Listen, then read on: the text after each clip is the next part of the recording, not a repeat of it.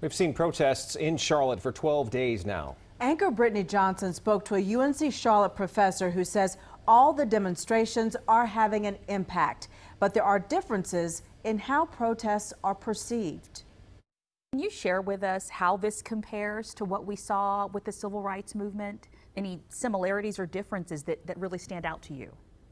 One of the things that I want to highlight is that then, as it is now, there are often these disparities made when people are talking about the ways in which predominantly white groups are protesting or demonstrating against something versus the ways in which more racially diverse groups. That most recently at the start of May, we saw all of these protests, predominantly white groups who were going out, storming capitals across the country, storming various buildings across the country, protesting stay-at-home orders.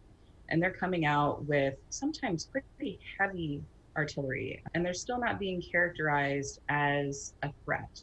They're being faced off calmly by police. Now, by contrast, when we have people who are coming out and protesting against police brutality, and these are at least starting off as largely peaceful demonstrations, we see people approaching them differently, perceiving them differently, and in particular, police officers approaching them differently.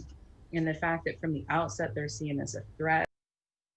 Dr. Bose says that a militarized police response to peaceful protesters could make demonstrators more tense and lead to more clashes.